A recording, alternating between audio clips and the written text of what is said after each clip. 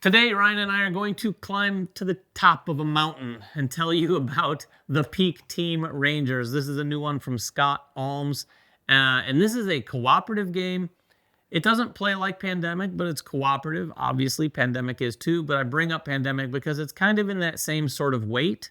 In many respects, I think this might even be a little more accessible. It's certainly kind of a fresher tone and everything like that. Streamlined. But everything you're doing in here revolves around cooperating in kind of an interesting way. There's some parts where you're going to not be able to talk, and then there's going to be times when you can talk, but you're all trying to get around this mountain in a general sense to these different locations, and then you're going to have more locations come out, so you want to keep on moving and keeping on getting in missions, and then all the while trying to record these animals that are all over the mountain too, because you have to do all of that before you get to the end of round 5.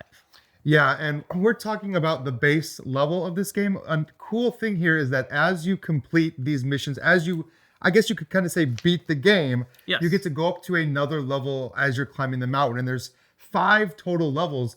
Each level that you go through is going to add some more components, some more challenges, and some more things that you can do. We'll talk about those, but what we're talking about right now is just kind of the base level 1. So for level 1, that's the main goal, is to get to where these flags are.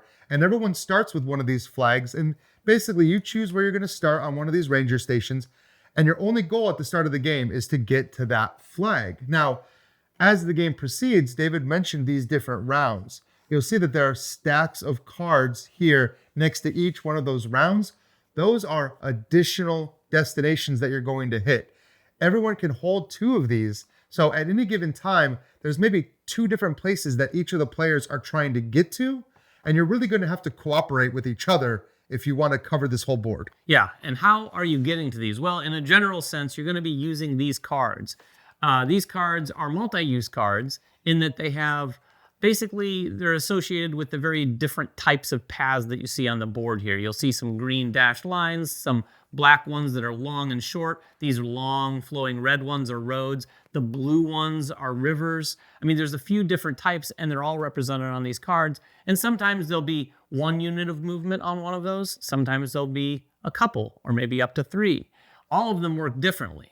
The big twist here is, before we describe how those work, is you're not just going to get those cards dealt to you.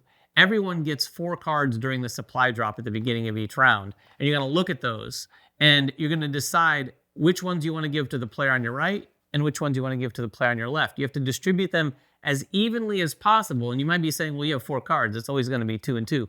Well, if during a round you haven't played all of your cards, those are going to be in your hand too. So you might have, say, 5. You might even have 6, in which case you're going to be giving 3 and 3. The important thing to note here is when you get cards, those aren't your cards. Right.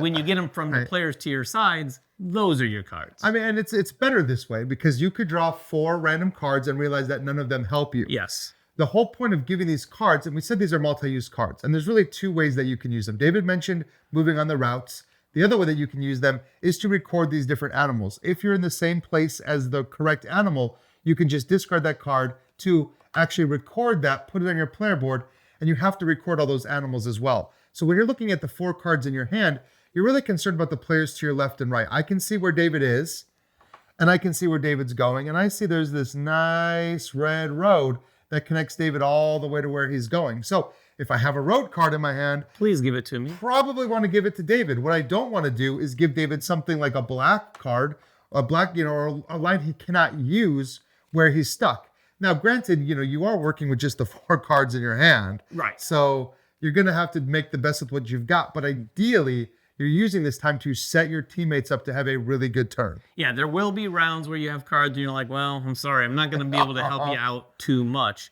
But again, remember, there's animals on those too. So you might go, okay, I can't send him anywhere, but he is in this location and I do have that. So I'll give him this card so he can record this animal. And it should be noted, you don't have to get right next to the animal. As long as you're on one of the nodes within that region, you'll be able to color-coded too. Yeah, record those animals. By the end of the game, you have to have accomplished your starting missions, all these missions that come out, plus recorded every animal. If you haven't done that by the end of round 5, you lose the game. Now, there are a couple other ways you can lose the game too. Ryan alluded to the fact that there's varying numbers of mission cards in these stacks. If at the end of a round we were to move this down, right now in a 4-player game, there's 8 cards there. If there are 5 or more at the end of the round, you lose. If there are 4 or less, you simply take the remainder of those cards and you move them on to the next round. So you have that many more missions to dish out. Now, we haven't talked about how those missions get dished out because there's a lot of things you can do on the board that are triggered by certain locations.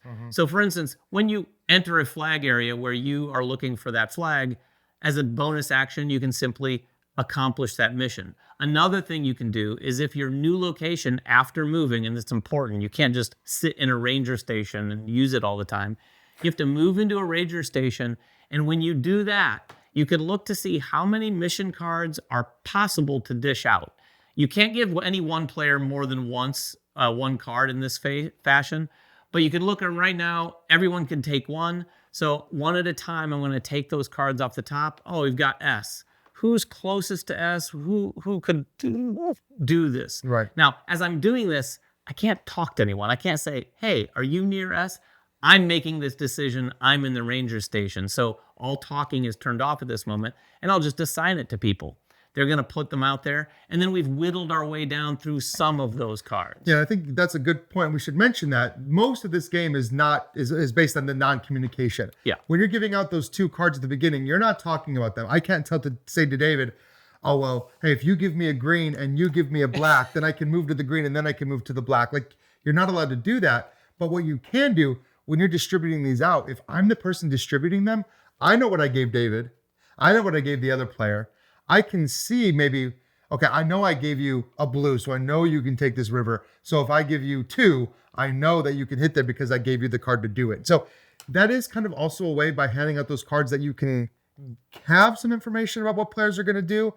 But a lot of that too is trying to guess maybe what they might have gotten from the other player as well. Because when you're handing these out, like David said, you can't just ask like, does anybody have a route to get there? You have to kind of deduce maybe whether they have a route to get there or not. And trust me, if you give the wrong route to the wrong person, the game becomes much harder and much more complicated. Yeah, in fact, they actually tell you in the rules, you can't pick up cards from one player and wait for your next ones. They basically say make sure they're all distributed and everyone picks up at the same time, at which point you can start talking again. But even then, you can't really talk strictly about the cards in your hand. You can kind of say things like, well, I'm trying to get to J. Sure. Stuff like that. And you can talk a lot right before cards are distributed too, just so people have a sense. I mean, that's important to have that sort of plan in place.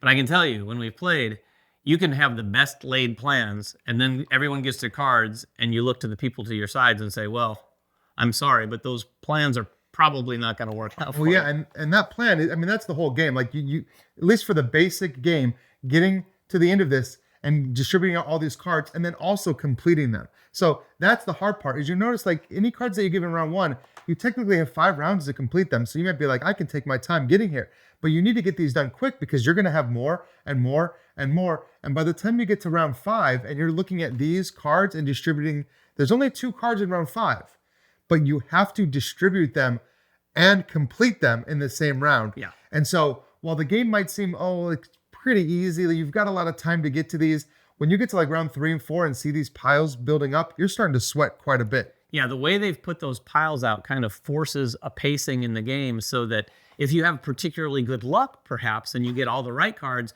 and you could work ahead, you're not allowed to work ahead. You can't go on to the next pile. So there's always those 2 cards left at the end, which brings in the idea of really preparing, right? So a couple things we haven't talked about. One are the routes. The other thing is the support tokens on your board. Everyone has one of these support tokens that effectively is 1 unit of movement on any of the paths except for the helicopter. On your turn, in a pinch, you could say, hey, can you support me? Ryan can flip that over, and it could let me go on a route that I couldn't otherwise go on because I don't have a card. It might let me get to that next node such that then I can really start using my cards. But then he flips that token over. To flip that back, on his turn, he has to discard any 4 icons. So if you have a move 3 and a move 1, or any 4, you discard those 4, and then you can flip this back over. It's important to have some of these at the end of the game. Because you can end up in a situation where somebody makes it to the ranger station, looks at these 2 cards, and no one has the right cards to get to any of the things. You're going to have to hope that somebody either has enough cards to reactivate the support token, or that just they have their support token. Now, in the future levels, as we're adding on components, the game does give you a little bit more that you can kind of do to mitigate that.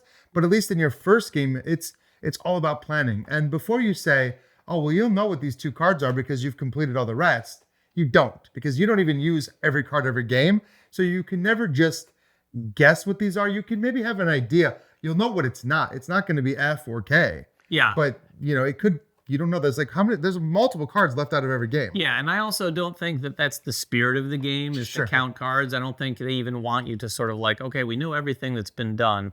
So it's meant to be just sort of the unknown that you're about to discover. And speaking of discovering, let's get back to the mountain. To discover and travel around this mountain, you're going to be taking these different routes. A lot of the routes are fairly basic. You move just a unit or 3 or 2 on the green or the blacks, things like that. The roads, basically, if you have a road card, it lets you move all the way along this road. So like Ryan said earlier, anyone from here with a road could go all the way to O or all the way to M, which really helps you move around this board quite a bit. The last one are the rivers. The rivers are interesting.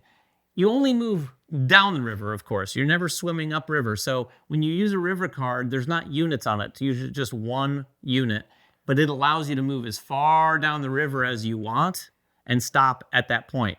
But once you get down here, it's climbing back up. Oh, yeah, it's very difficult. If you can't tell, I don't want to call it chutes and ladders, but it has that feel. It's very difficult to climb up, but then once you're up, you can just slide the river all the way back down. And if you did it right, you don't have to go back up again. But you might be in a situation where you realize, okay, well, we haven't hit X, we haven't hit U, we haven't hit R. Maybe somebody should just stay up there just in case those cards are in the last set. And I think that's a big part of the game too. Like we said, this is entirely cooperative and it's a big puzzle to solve. So that kind of communication of saying like, I don't want to move out of this area because you guys are all down here. You're never going to make it back up in time. Right. I think you really, of course, we didn't talk about the helicopter, which is very rare. But if you get one, you can just pop back all the way to the top of the mountain. You can go anywhere with it. Yeah, the helicopter lets you go to any ranger station on the mountain. So no matter where you're at, you play one helicopter and you're like, okay, now I'm way up here. I'm just 2 steps away from that one where we needed to get. Now, we alluded to the fact that this goes through levels. We're not going to go in great detail, but I do want to introduce some of the things that happen. In level 2, it's going to introduce these blocking tokens. The blocking tokens, you're going to put, I think, like 4 of these out randomly on the board at the beginning of the game. And what these do is literally block some of the routes. Those routes cannot be used unless they're unblocked. What level 2 also introduces is these animal tokens. Once you record them, you put them on your board, flip them over, and there's some icons that let you do either a special power or fix one of these routes. So on someone else's turn, they could use your token. Again, this forces cooperation. You can't use your own token, but Ryan could use my token to repair this route, take it out so he can move on it. Or like I said, use some of the interesting powers. Well, yeah, and that's one of the ways that they're going to mitigate, that they give you more options. Like instead of just having the 1 supply token, every animal you collect. So if you collect them early, you can help out your teammates even more. The even better way to help out with the game is the 3rd level, which is my favorite level. It's variable player powers. I like when they introduce variable player powers. Yeah, level 3 introduces variable player powers. Each one's going to get a token, and you can choose which side to use. Both sides are kind of similar powers, but somewhat different. These Same things, theme. I would say same theme, but same different theme. Actual execution. They're really going to change the game up. And in fact, for example, one of the powers does let you, when you're distributing these mission cards, you can take 2 from the next mission, which kind of like helps you break that pacing issue if you're really doing well and you want to sort of play ahead. It also brings in special missions. Yeah, I think this is the balance, because when you start using variable player powers, it makes the game way easier. So to counteract that, they've added this special mission, which is going to have you putting out some of these gray flags on different areas. And based on how many players are playing, you have to have 1 player on each of these gray flags at once, at the same time. So just, yeah, you got powers, but now you've got something a lot harder that you have to do. And you still have to complete all the cards. You still have to record all the animals. And there's a final mission too. And there's a final mission that you'll have to complete after the end of the game too. So it gets harder, even though they do give you more tools to defeat it. For sure, it gets harder. Level 4 introduces just a little thing. It's basically just like level 3, but it gives you these tokens so that you can do multiple special missions and kind of gauge your success level at the end, looking at this chart to see how many you can do a special mission. And then you can choose to do another special mission and collect those rewards. It's a challenge mode, basically. It is basically a challenge mode. And then finally, level 5 just adds weather. So there's these effectively like event cards at the beginning of the game. There's going to be a weather card on each of these stacks. And when you get to that round during the supply drop, you flip over the weather card. And it's basically an effect that's going to cause issues that round, potentially offer some help. For instance, this one says high winds. It says when radioing for new missions, which is when you distribute, the first mission drawn must be distributed without looking at it. Oh, geez. So Yeah. it just throws I haven't seen that challenges one. in. And then the good one says if you move 2 boot steps in a row, you may move an additional. Yeah. So there's a Helpful lot as of well. interesting and very thematic things that happen with the weather. Now, I'm a gamer. We're gamers. If you're watching this channel, you're probably a gamer. And generally, what I always say is when a game introduces modules like this, Use them all. I like to use them all. But I think there's actually a huge benefit of playing through these levels as they suggest, because it really does help to kind of lock in the base game and sure. understand the puzzle, because chances are you're not going to win your first game. You might not win your first couple games. If you go straight to the end, I can tell you, you're not going to understand the game well enough to win with all that stuff added in. So it does kind of gradually grow you. And as you become a more experienced ranger, you'll start to be able to tackle those challenges. And the feeling of success of finally beating the first level and then finally beating the second level, it's a good feeling. Yeah, and I think these days there's a lot of games that kind of, they're not just doing that to gradually introduce things. They're doing it to be part of the experience. Yeah. Something like Bomb Busters or My City, where it's part of the experience to sort of like discover new aspects of the game. I think thematically it goes hand in hand with what you're doing here. Truth be told, we haven't even gotten to level 5. We've played this. I played it couple times, and both times I was introducing people, so we were playing at level 1. And I can tell you, that was hard. Challenging enough. We had one game where we were doing really well, and then we got literally to the last card, and the person who needed to do it just was one step shy, and no one had any support tokens to help them. So it is really an interesting, fresh take on a cooperative game. If you have any questions at all about it, please make them in the comments below. We'll get down and answer whatever we can. Until next time, make sure everyone has fun at the table, and we'll see you then.